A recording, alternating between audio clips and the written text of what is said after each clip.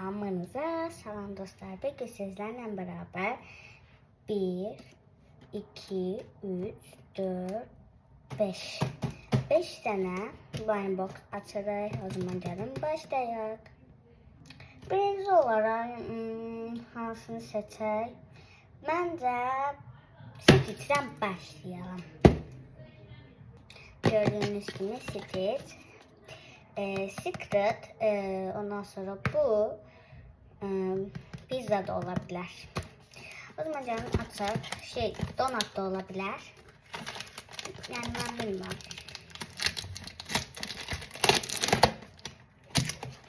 Böyle açtık.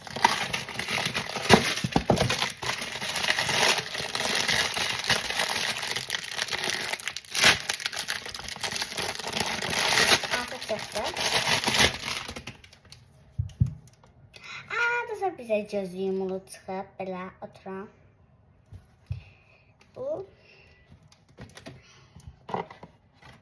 burada qaş. Bu kutumuzu ben de kenara koyayım. Ondan sonra ne açaq? Qəribi. Mən istəyirəm. Bu. Ondan sonra bu için istəmirəm. Bu secretlarda istəmirəm.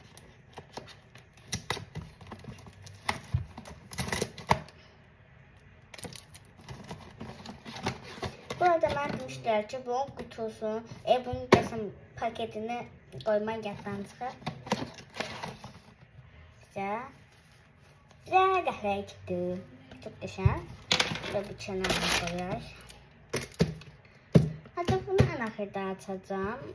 İndi bunu açacağım. Bunu açmaq kimi eləyəcəm.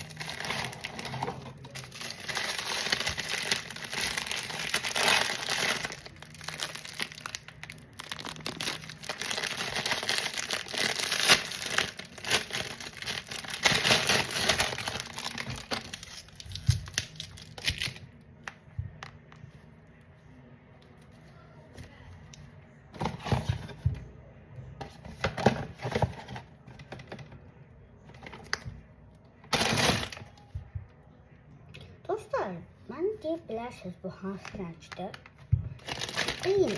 Eyni desem yok. Papağı farklı, burnu farklı, ağzı farklı, gözyaşı farklı. Bilmiyorum. Hadi bu en ahırda. Yine Stitch. Tak olmuyor. Ama neyse. Ben hem şekilde yine bu, sonra bu.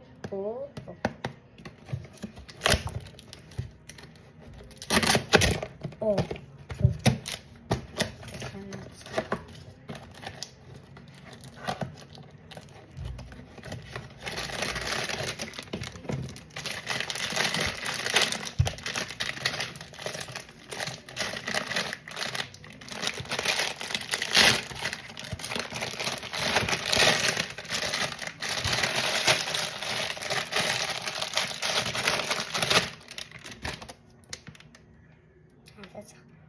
Dostlar bize pizzalı çıktı. Kartı var içinde. Kart çıkası yok. Bir şey olmaz.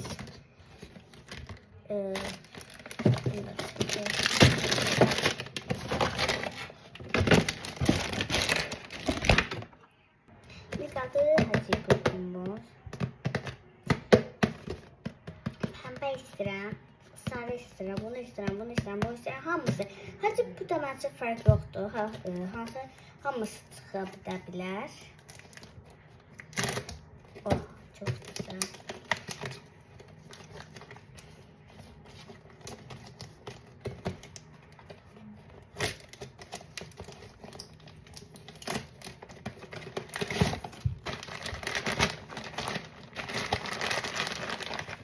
Şöyle. Nasıl çıktı? Kartiçkası.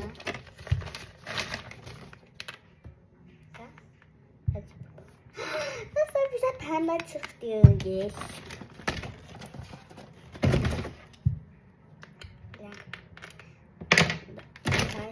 Bay bay dostlar. Kanalıma abone olmayı, like atmayı ve yorum yazmayı unutmayın. Bay bay.